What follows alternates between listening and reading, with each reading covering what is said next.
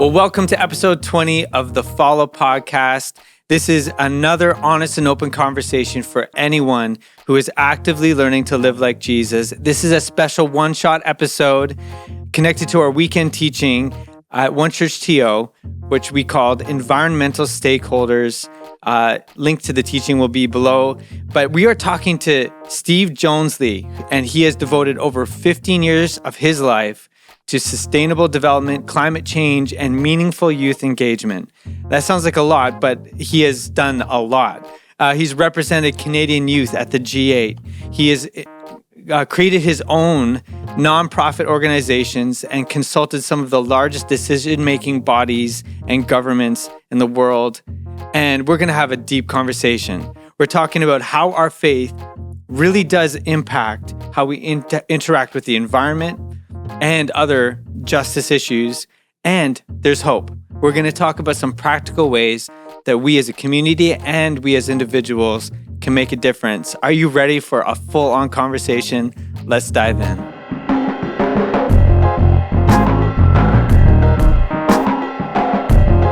Well, it's my privilege here to have Steve with us on the Follow Podcast. Welcome, Steve. And I've got to say this up front, just in case anyone was trying to connect the dots. Steve Joneslee, you are connected to one of the staff members at OneChurch.to, Stephanie Joneslee, and you guys married last summer, right? Summer. Yes. So, yeah.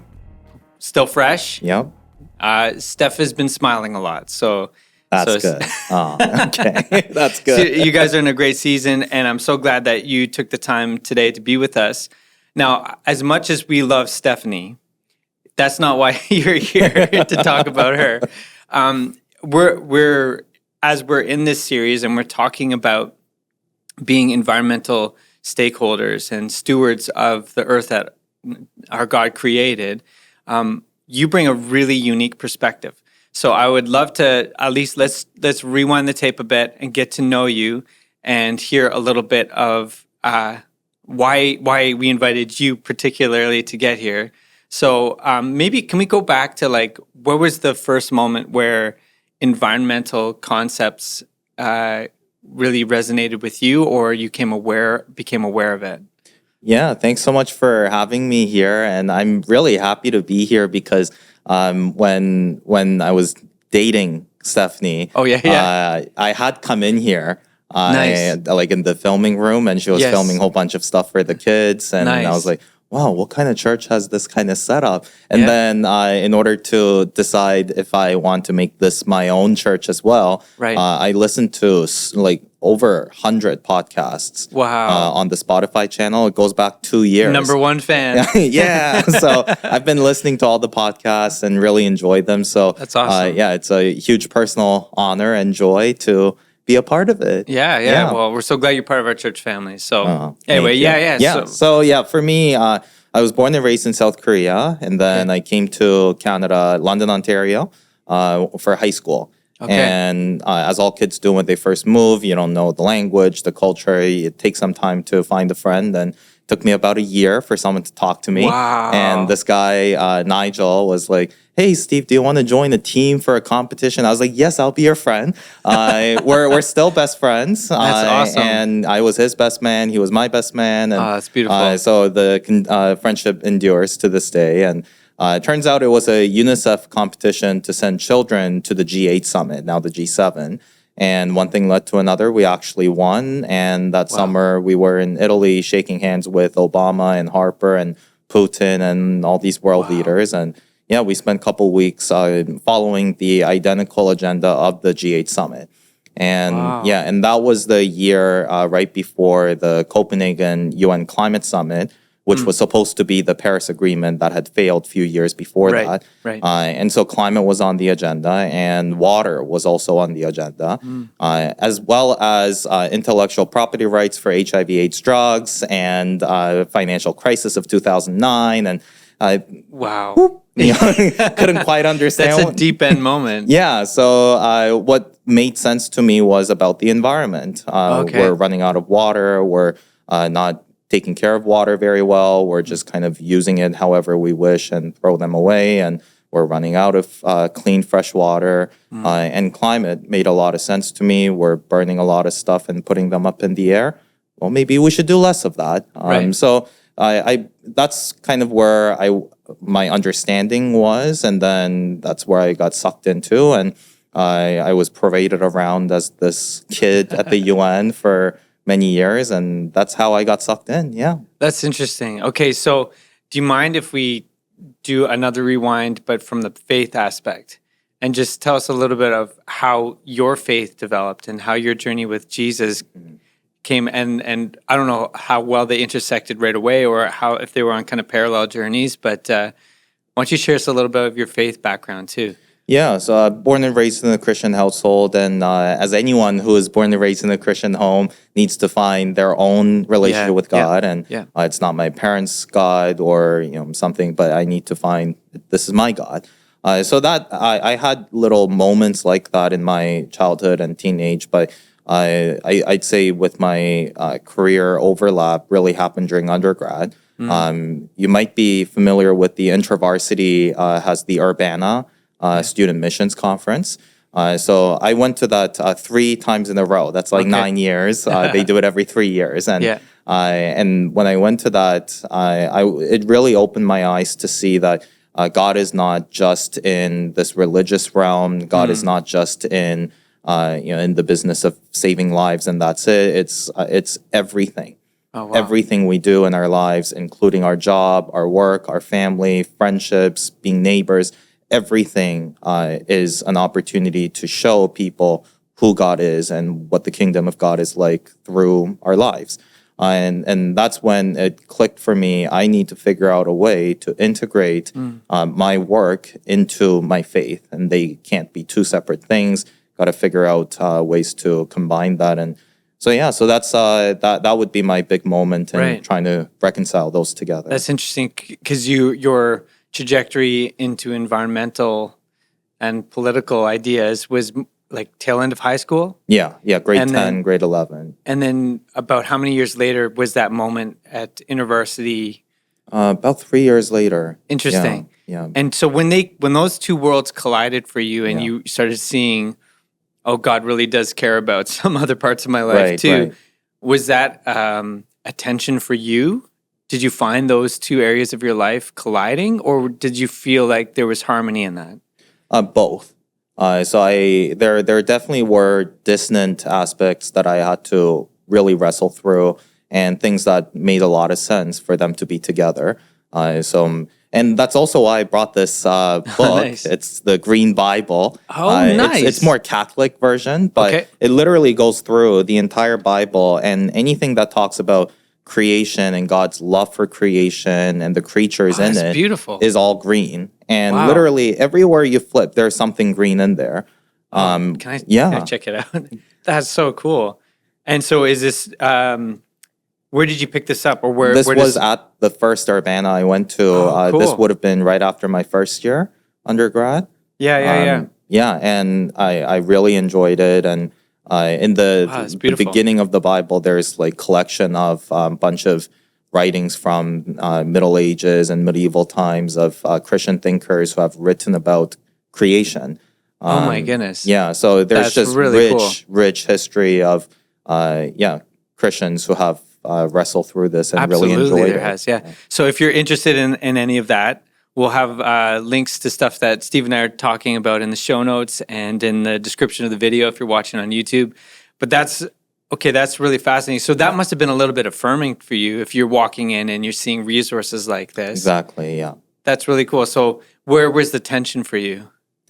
The tension is, because I also grew up in Korea. Yeah. Korea, although is quite Christian now, the modern Korea, but Korea has thousands of years of history where there was no Jesus. Right. And like a lot of ancient cultures, there's this reverence and respect for nature and seeing nature as its own living being. Right. Yeah. Everything that's there is a life of its own. Yeah. And then quite quickly, I realized when I came to Canada, it's not living beings; it's stuff.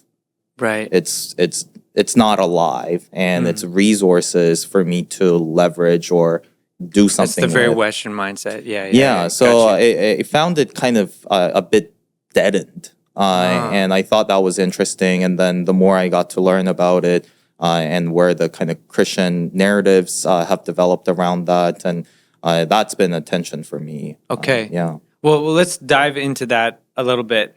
I just wanted to ask you one more thing about this because I know a little bit about this, but it's on your LinkedIn profile.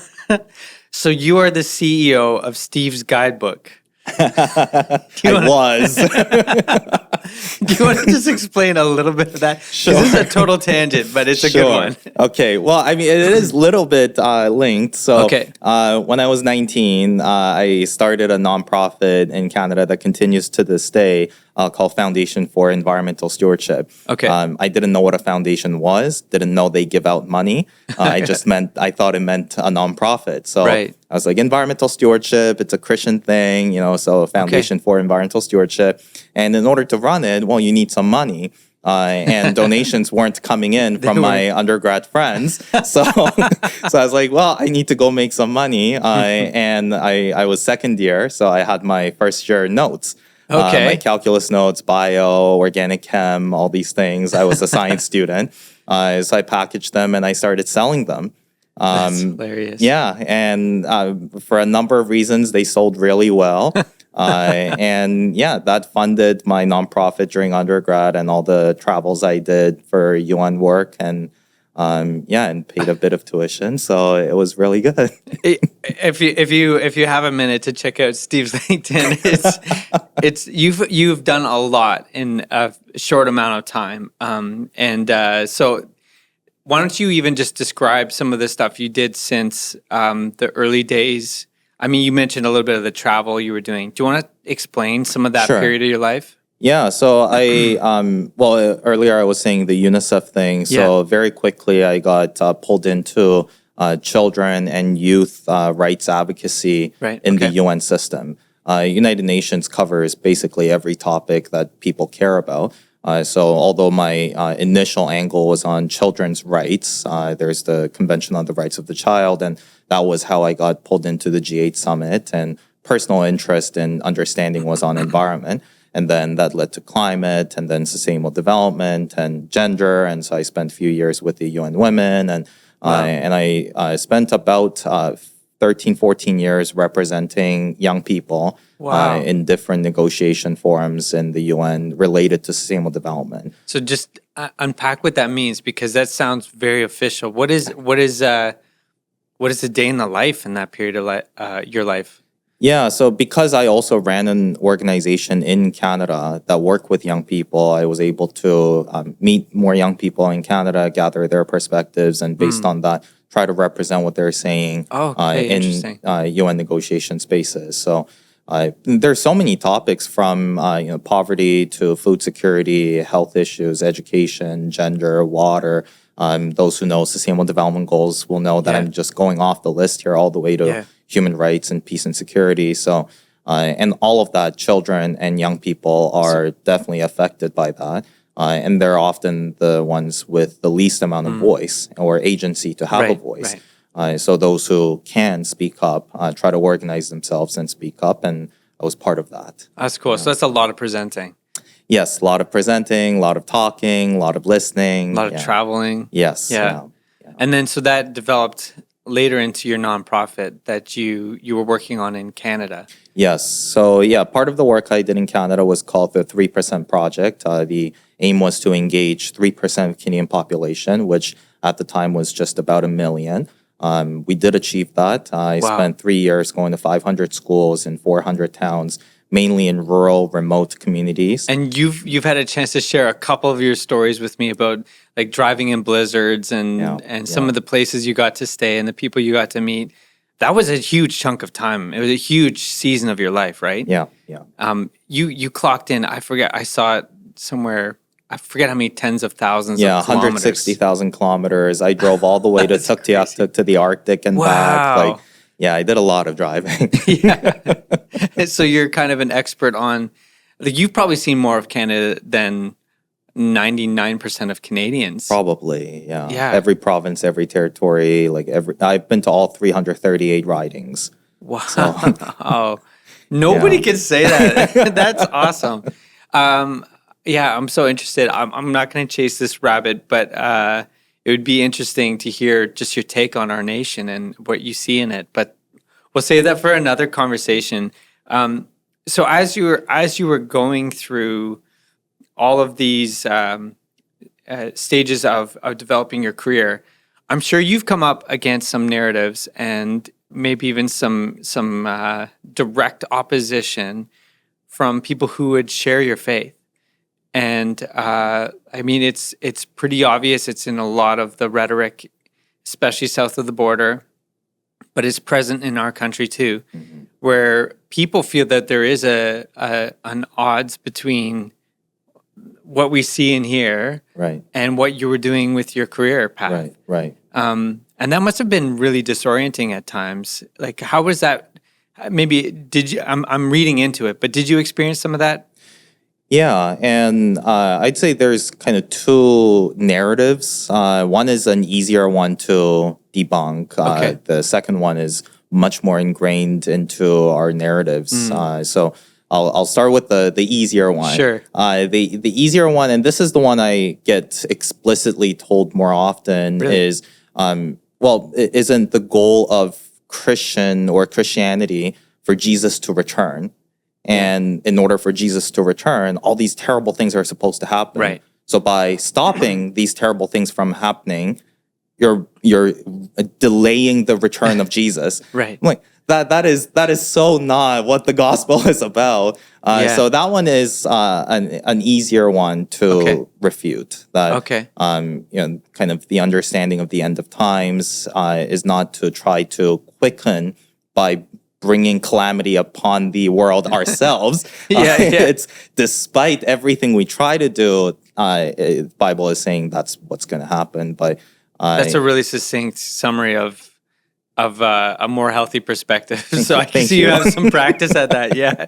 Yeah, so that one is an easier one. The harder one is I kind of alluded to it earlier about nature being a living thing of its own. Right. And so I've done my own research and read more things and talked to people about where this narrative really comes from. I've seen your library. Oh, thank you. Thank you. It's a very full library. Thank you. Yeah, so apparently Christians, even Western Christians, like in Middle Ages, medieval times, had very open reverence for nature and saw the sun and the moon and the tree and mountains and rivers to kind of have a life of its own. And this is something that the Creator has made, and it exists for God.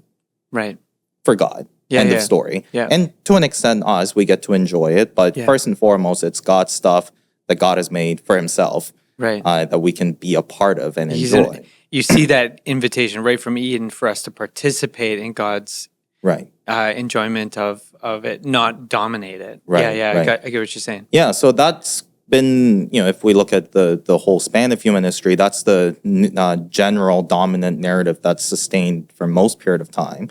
Right. Then during the Enlightenment period, when the scientific process starts coming in, this one jerk named Francis Bacon becomes very popular. Okay. And Francis Bacon, hugely influential philosopher and everything, but his narrative, he was just a jerk.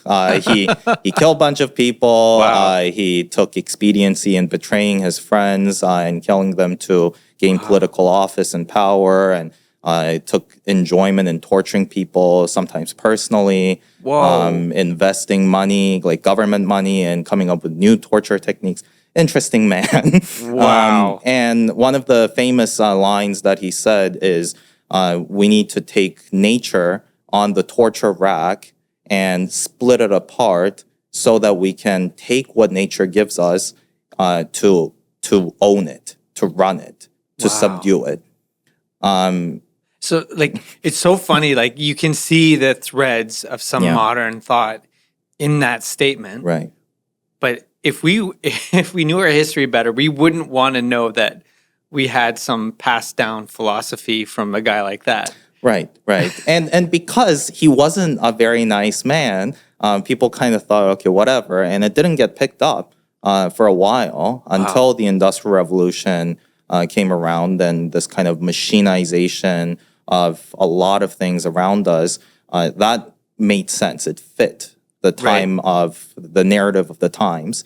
So they could borrow some of his ideas to fuel the concepts that they were benefiting from, right? Right. So that's where nature has always been a resource to an extent, but it's not only a resource. It's God's, and it's something that has its life of its own. It's life-giving, and we're supposed to work with it. And this also then fits kind of a translation that King James Version has in Genesis of, have dominance over, subdue the earth. And not that those words on its own have an issue, but when you have kind of the historical cultural moments and you have these new narratives that are expedient and convenient, you start to fit that in to Christian theological narratives. And there you have it. Yeah. And it becomes a reason why, a defense of taking, even though those words probably aren't the best translation of the concepts, but then using them even more out of context to justify, poor behavior, poor stewardship. Yeah. Right. So maybe I could ask you this. I love how thoughtful you are and how deeply you research this stuff, not just from a scientific standpoint, but from a faith standpoint, and that you've really thought through some of these pieces. So what would you say your own statement of faith on the environment would be today? Like, how have you developed into how you see our Creator and his partnership with us alongside creation? Yeah, one of the frameworks or kind of the storyline I love is the Shalom theology. Okay. Where it's your relationship with God, your relationship with nature, your relationship with your neighbors, and your relationship with yourself. Right. And these relationships are broken, and that's what Jesus has come to heal and to redeem. And it's not one over the other. All four relationships depend on each other, and they require each other. And nature is not like the fourth on the list. It's all of those need to be together. And that harmony of those working together, there's no way I can have a healthy relationship with myself and be mean to your neighbors or nature. I can't have a healthy relationship with God and brutalize nature or your neighbors. It just has to all go together, because people see who God is through your relationships with others, and nature is included in that. I mean, I think so many times when we hear words like that, especially if you come from a really practical viewpoint and a Western mindset, sometimes we can think that we're talking about frolicking in the forest. No, but that's like you're speaking to something a lot more practical than that, aren't you? Right. Yeah. Like, how would you describe what that shalom with nature? How would you describe that differently than just like being at one? A new agey kind of perspective. Right. Yeah, and the usual ones we hear of, like environmental atrocities, oil spills, throwing toxic chemicals into rivers and lakes. These are so clearly wrong. Right. Most people are not directly involved in that. So they're like, well, I'm not doing that. So I'm okay. I go fishing. I go hiking. I'm in nature. Things are fine. Right. The modern system is so it's so complicated and complex that it's really hard to not be a part of it and not to supply and not to fuel it.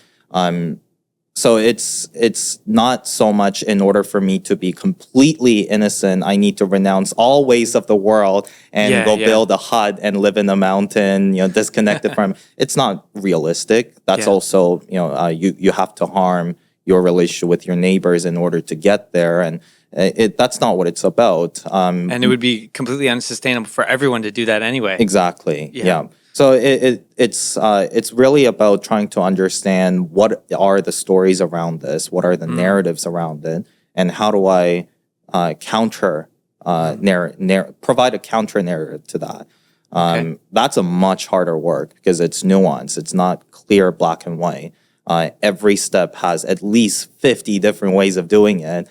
That's a challenge. Okay, so that opens up a whole thread of conversation then. If we're talking about nuance, I mean, this is something I did want to talk about, and maybe we can get into some even just practices, some things that if people are feeling they want to take steps towards this. There's a lot of rhetoric around there, even environmental rhetoric in terms of what is the right thing to do. Yeah. Sometimes even it's at odds with itself. So maybe we'll get into that a little bit later. But what is that like, especially in your day-to-day life right now? Like, I could be paralyzed by any type of morality, whether I'm trying to be like, I love that concept, the shalom concept. So if I'm just talking about my relationship to other humans, so like slavery, poor working conditions, garment industry, like all that type of stuff, I'm participating in that sometimes unknowingly. Right. And if I try to eliminate that completely from my life, what am I making my own clothes from woven threads from organic trees that I've grown in my backyard? Like the impossibility of being morally like just clean completely. Yeah. There needs to be some nuance in that. So like, how do you decide when to, like, I don't know, you understand what I mean, this cross the environmental lines, choose your battles. Right. How do you nuance that? Well, not on the practical standpoint, but even from, like, has it ever bothered you sometimes knowing that you're doing something? I'm sure there's been times where you've been with someone and they're doing something that you would never do on your own, but you chose to do it with them because the relationship with them, and not a morally black and white area, but like a gray area. That's something that you tried to avoid, where you felt like it was environmentally damaging in a small way. So you just step away from it. But when you're with someone, it would be more damaging to the relationship. You know what I'm talking about? Right. Like, how do you nuance those gray area moments in your own life, day to day? Yeah, I think there's the actual factual impact on the environment of your individual actions. So there's that side. So for example, I don't know, printing a document so I can read it and study it, as opposed to read it on my computer, not fully understand it or get distracted, and so something like that, one sheet of paper, whatever. Yeah. Anyway, so there's small trade-offs like that, like plastic straws. It takes so much mental effort on my end that I feel like I'm doing so much because I'm sacrificing a lot. But at the very end of the day, how much impact does that have?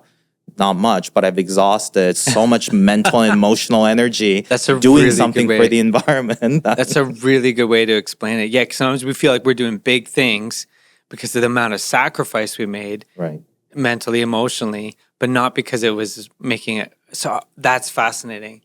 And for so many of us day to day, we don't have you said doing it on a factual basis. Right. And so that's a privilege I have because this is my job. I have to know all this and I have the time to go learn about it. Most people don't. So I think the factual one, that's where, I guess people like me who have a profession out of it need to do a better job of communicating that in an easier way so people can understand that. But beyond that, the much more impactful choices people can make are the uncomfortable, challenging systems in your day-to-day life. And it can be in your personal life, but a lot of the impact happens when you participate in communities. It could be, your neighborhood community. It could be church community. Often it's your work community, the public life. And you have more to lose when you challenge people that way. So it's a lot easier to start composting at home. Than at you have work. less to lose when you do challenge something. But if we don't challenge the underlying options of what's available to us, not much is going to change. So always, high risk, high return, things that are worth doing have high cost, and justice is not cheap. And it's always going to take some level of courage and, something to lose when you put your neck out on the line. And okay, you just said, I want to dig into this. You just said justice is not cheap. So I thought we were talking about the environment. No, but seriously, I think I know where you're going, but I just want to clarify. How do you see that this is a justice issue?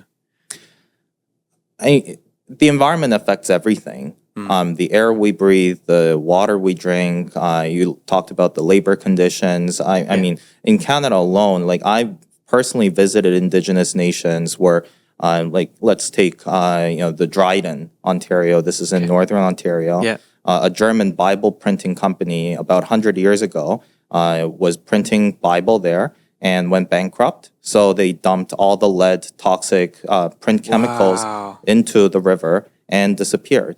To this day, Indigenous kids there being born have no eye, or they don't have a limb.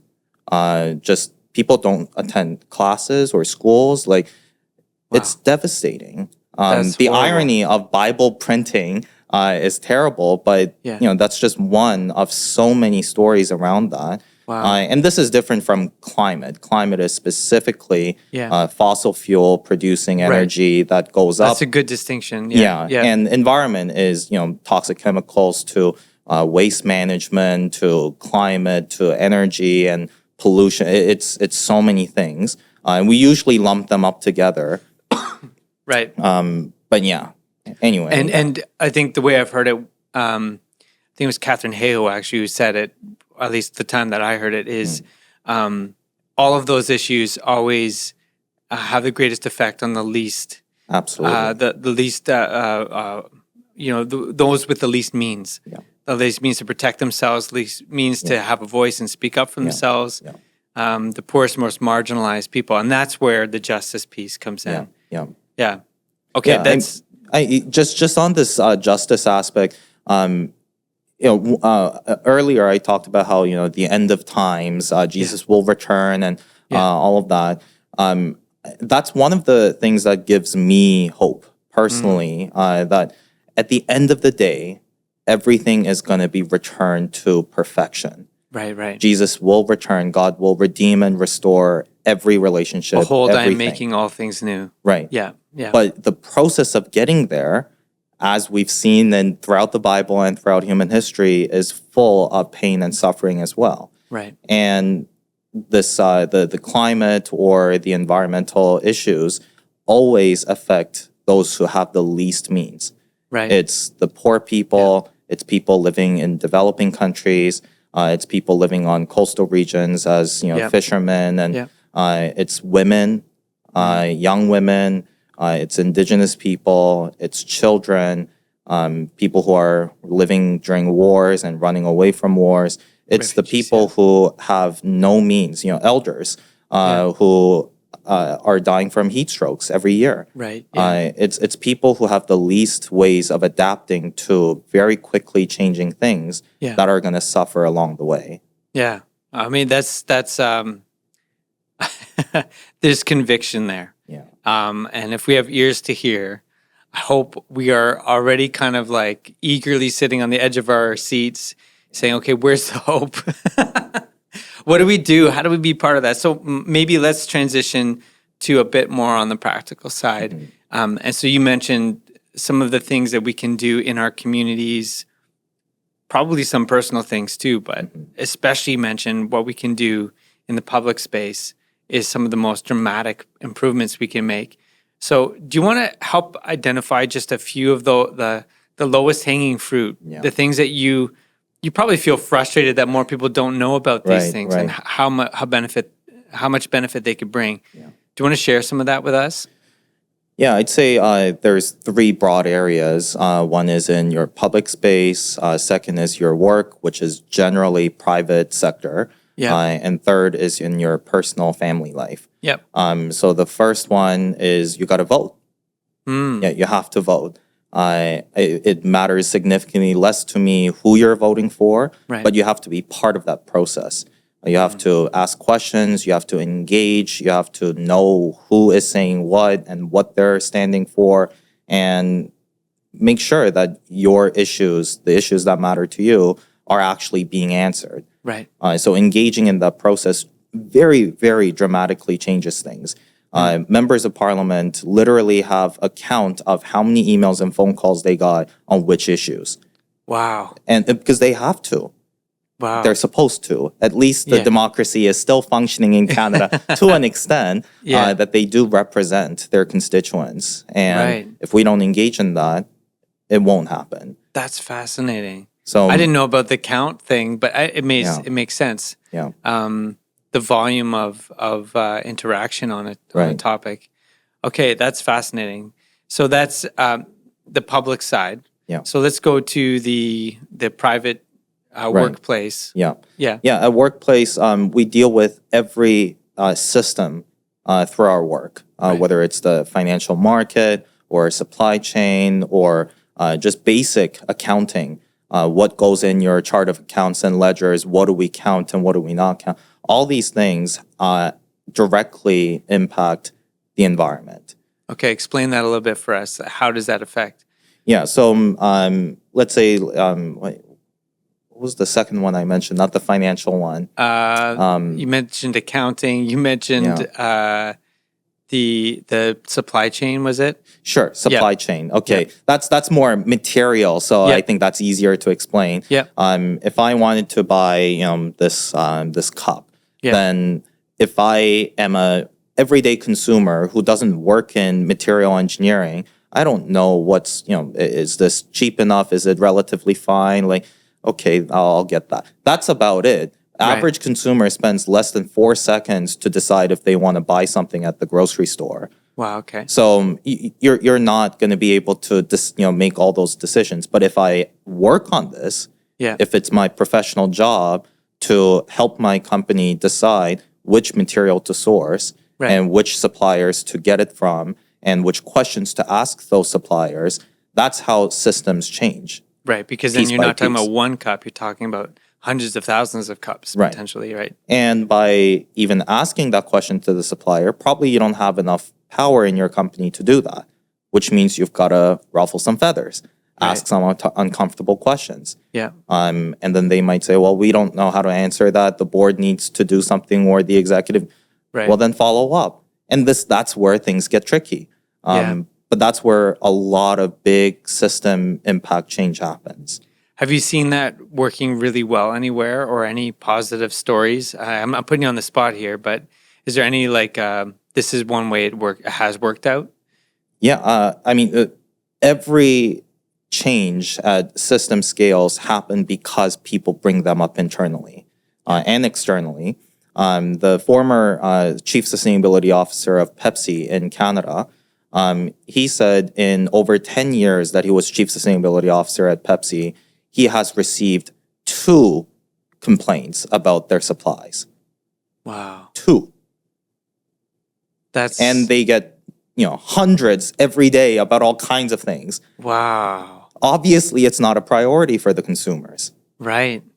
Nothing's happening. Internally, no one's really talking about it. Nothing's happening. Yeah, so that's it. For him, he has no, buildup of backing and support in his fight to try and make that company a more sustainable company. Right. That's fascinating. Yeah, so internally, externally, but usually internally because you work on it, you know about it, you have much more of a say. And knowledge and time to be able to do that. Now, we try to have these conversations here at OneChurch.to, and even here they can be tricky. Right. We try to be open about, hey, I saw this resource, it might be more sustainable for us, and then we're looking at the cost differential, and we're looking like, oh man, we're not for profit. How do we? So I can imagine, and I whenever I'm able to speak into things, I know I am developing a persona of being that guy who's, there's a bit of a sacrifice I have to make within my social circles of being the one who speaks up about that type of thing, right? There's a cost to that. Yeah, you have to draw on something more than just I want to be a good person, Right. to be consistent with that. Yeah. Okay, if we're feeling like it's a little bit, I don't know if you know what I mean. Like Canadian culture, when you talk about ruffling feathers and stuff like this, we really don't flourish at speaking our mind and speaking out and putting it to the man. Like that's something that our like we don't do well. Is there any first steps that you would say might be helpful for us in some of those ways? Find your ally. Find people who agree with you, who also find this to be a concern and want to do something about it in your workplace. I don't know about OneChurch.to, but I guarantee you there's at least one another person than you who would care about these things. Yeah. And get to know that person and try to find a community and see what happens from there. But yeah, you definitely can't do it alone. And even if you do it alone, it's not sustainable. People will think you're crazy, or he's going at it again, and and it kind of at some point becomes counterproductive because it's become a niche thing for this one person, right? And then it's always going to be stuck as that, right? And it's here comes Matt again. Yeah. So okay, I was going to mention this at the end, but I might as well mention it now because this ties right to it. We're not just OneChurch.to, a staff group.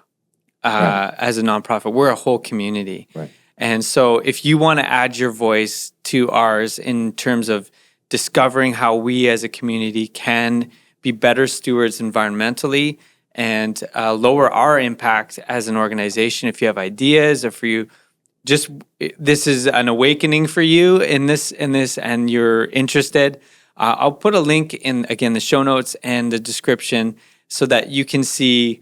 We're actually just collecting emails right now, and I don't know if we've landed on the final name for it, but it might be something like the Green Team or something. But just those of us who we feel like God's placed us and the time we have and the interest on our hearts right now to be participating in this. So if that's you, if you're interested in being a part of that, at least staying up to date with some of our initiatives as we continue to learn how we can do this well. Then I would invite you to take that step. Okay. Well, that's very cool. I didn't know that, but you can add my email to that too. Yeah, we will for sure. Okay, so let's quickly go to the personal home sphere. We talked about the public, the private sector, and now let's talk about the personal. Yeah. Our homes. What are ways there? Because I've heard so many different things about little, like even the plastic straws thing, or where can we make the biggest dent with our efforts? Right. Okay. So if we and I'm going to look at it mainly from energy use perspective. Okay. Climate change is entirely an energy problem. Okay. Because we're drawing our energy from fossil fuels, and that pollutes and it warms things up. So that's where it's coming from. Canada is mostly hydro, where we build the dams and we get hydroelectricity, so it's clean to begin with, which is great. But still, we get some other sources from fossil fuels. Ontario is very clean. Ontario has no coal plants. Ontario is largely using clean electricity. Right. But we still use natural gas for heating up homes and we're driving our cars. Right. Yeah. So anything that can reduce the use of fossil fuel is the biggest bang for the buck you can make. Okay. So if we look at our electricity use in Canada, great majority, like almost half, is heating up our homes and making electricity. Okay. Like 40-something% is that. Then about 25% is driving. Okay. And then I thought it would have been the other way around. No. And then it's everything else. The everything else is like 20-30%. Wow. That's agriculture, industrial, like everything. Manufacturing and everything. Wow. So heating up homes. is huge. And we think it's because, we live in Canada. Little bit, but it's not. That's not the only reason. Yeah. So other climates still have that issue. Yeah. And Canada's only like a certain percent of the world. We're a tiny country, and we're a tiny country, and we should do what we can. And Right. other countries have that many more people. That I just got to say that argument makes me feel really frustrated because you could say I'm one home. What difference? You could say I'm one person. You could whatever. Yeah. That is like that is just the hope killer. Like I feel like anything that we're trying to make a difference, you could at the very least be an example. Yeah. Even if you're not going to be the Goliath that's really making a huge difference, Right. your small difference could inspire or move some others to do the same thing, and then that's a much bigger difference. Anyway, I'm sorry that a little bit of soapbox for me there. No. Yeah. So if from individuals, the biggest bang for the buck you can do is change your heat pump. Oh, okay. That actually is the smallest, least inconvenient thing. Yeah, I got you. You can do. Yeah. You're getting rid of natural gas to heat up your home and change to electricity. Wow. Now that costs money to do it. Yeah. A lot of these require capital upfront investment. It's cheaper over time. Yeah. But not everyone has the money to just get a new furnace. Right. So if your furnace change is coming up and you have the means to put that money up front to get a heat pump, great. That would be the first thing to do. Second biggest bang for the buck would be to get electric vehicle. Okay. Electric vehicle, I know people talk about the battery and the supply chain, and we're talking like this bad to this bad. It's much less bad. Yes. Yeah. There's room for improvement, absolutely, and those improvements will be worked on. And environmentalists are not saying everything about electric vehicle is perfect and lovely. There's a lot of things that need to be worked on, and a lot of them do work on that. Yeah. But compared to the alternative, it is significantly cleaner and huge bang for the buck. Okay. So again, if you are going to buy a new car, then consider getting an EV, another huge bang for the buck. Okay. Now, if you don't need to buy a car, if you don't need to change your furnace, please keep using what you have. Okay. Reduce, reuse, recycle. That's the first principle. So Okay. if you already have a fine working appliance, no need to change it. That's going to be worse. Okay. Yeah. I mean, that's really important to note. Yeah. Yeah. That the manufacturing and turnover costs are actually significant. Okay. Yeah. Good to know. Yeah. So only if you were going to buy a new car anyway. Right. Or have to get a new car anyway. Right. So EV. But again, electric vehicles, like any car, electric vehicles are not cheap. Cars are huge capital costs. So it will be cheaper over time, but still you have to put a lot of money up front. Right. So there's that. The third biggest one is reducing food waste. Now this, all of us can do. Yes. Reducing food waste. Just imagine the amount of energy that goes into bringing food to your table. Right, you need to grow all the food with petrochemical fertilizers and pesticides and move all that around, give it water, and you harvest it and you put it on refrigerated freight and move it around the world, usually 2.5 times. Wow. Food moves around the world circumference 2.5 times on average before it gets to your plate. Wow. Usually refrigerated. That's crazy. And then it gets to your plate, usually has stayed in the grocery chain for at least a few days and ends up in your fridge for a couple days. All of that to throw it away. Yeah. That's a lot of energy to be thrown away. Yeah. So, reducing food waste is the third huge, biggest bang for the buck thing you can do. Is there any tips you have for us to reduce food waste? Maybe serve ourselves smaller portions to start with, but... eating less food, doing more meal planning, you can freeze some stuff, but it's just being mindful of it. Yeah. That usually is the biggest step, to be mindful of how you're shopping, how you're getting your food, and just being more careful with it. Yeah. We so often in at least our culture and the mindset that I think I'm around a lot, we want to buy an appliance to to save us the effort of trying to think through these things. Those are really practical. You mentioned this a little bit, and I thought it'd be worth coming back to just as a little idea. But then I'll invite you if you have any other closing thoughts that you feel like we should have talked about. We're in Canada. And water isn't something that we're concerned about really at all. It's just we're very blessed just with the resource we have. Can you bring our attention to a little bit what's going on around the world with water? And you mentioned that it's as a fresh and clean resource, it is actually, we're losing it. And for so many of us, when we go out and we're swimming in lakes of almost drinkable water, it feels like that's an endless supply. Right. Can you bring our awareness a little bit to that? Oh my. We're in a number of different crises. So even the word crisis, we're kind of feeling numb to. Yeah, it's true, but, right? Yeah, but we're really in a water crisis. Agriculture, for example, farmers are saying, as a world, as a species, we have less than 10 harvests left. Whoa. Yeah, which is like 10 years, a decade later. But when you put it in number of harvests, yeah.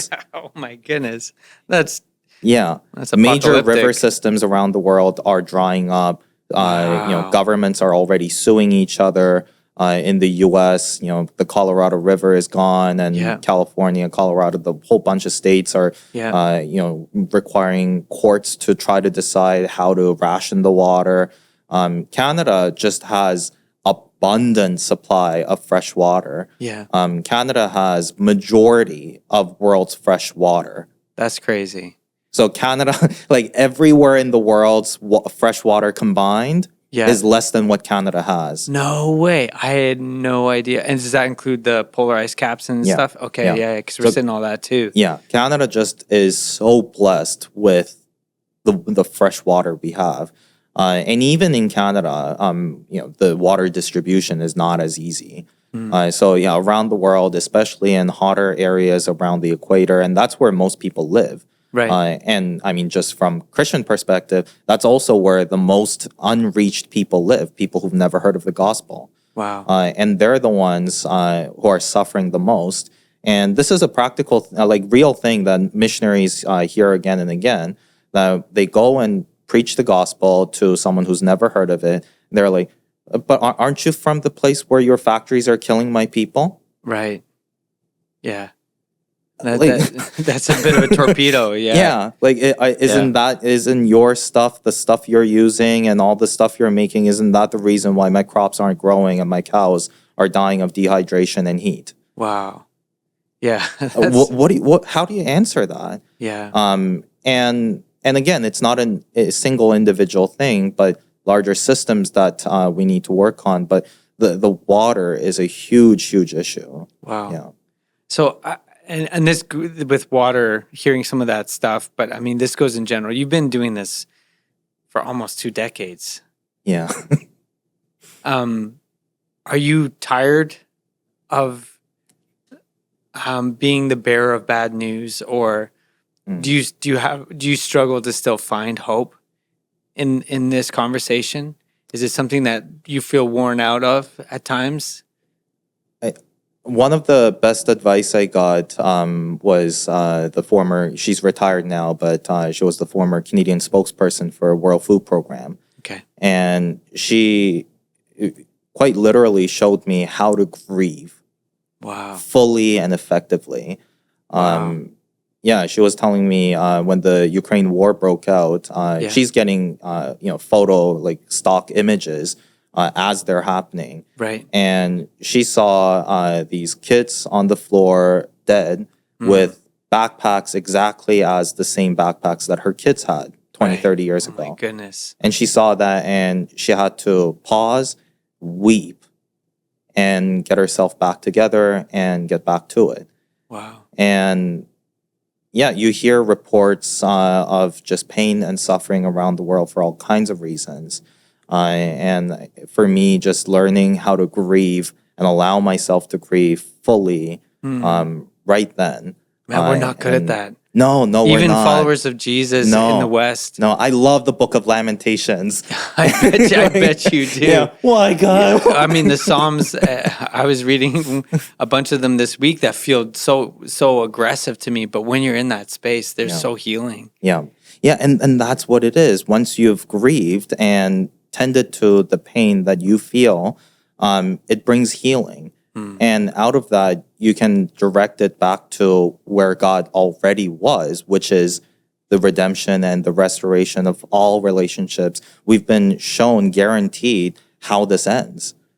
So for me, that's the hope that I always cling on to. That right now it feels terrible and feels like it'll never end and feels like this is never going to get better. But thankfully, I'm watching a replay of a soccer match that's already ended, and I know what the result is. I'm just in the middle of it. Right. Yeah. Wow. I mean, that is such a healthy perspective for us when we're tempted and pulled towards ignoring, numbing, tuning it out, distracting ourselves from what's going on. We need to find a deeper resource to give us the hope to keep pushing and to be more aware. I certainly needed this conversation. I feel spurred on and encouraged. I hope everyone at home feels that way. Steve, is there anything else you want to share with us before we go? Or is there any other things, any stone we left unturned? This is a conversation I love having, and I want to say that I've just started attending OneChurch, so I'm very new, but I love how this church is willing to talk about these things. And as Christians, we don't really like to see how our faith intersects with non-faith things.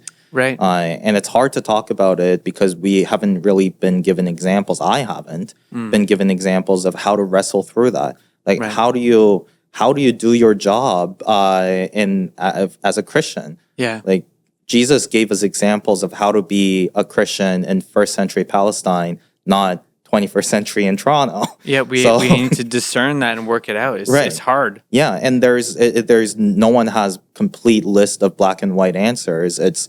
You got to figure it out, and you wrestle through it. You make errors on the way, but you need a community to do that with. And here, I feel like there's enough people, some people who do try to wrestle through it and talk about it.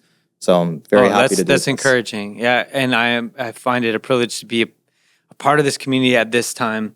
It feels like there's so many vital things happening in our world, and it takes hard work to walk towards them and talk about them and discuss them and discern together where we're at as a community of faith and how we can interact with it.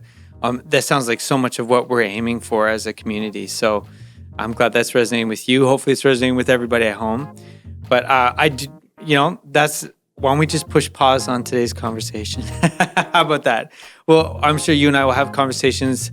Maybe some others in our community will now start bugging you now that they've seen you and asking you some questions. But I mentioned this before. Everything we talked about that we can, we'll put it in the show notes and the video description. And thank you, Steve, for being here. Thank you, everyone else, for pulling your heart into this moment, whether you were already a green person or you're developing a greenness to you. I want to say thank you for being a part of this honest and open conversation. Our aim is always to help everybody actively learn to live like Christ in this area or any other area of our life. And so thank you. Thank you for being here with us. We'll see you soon on episode 21. See you, everybody.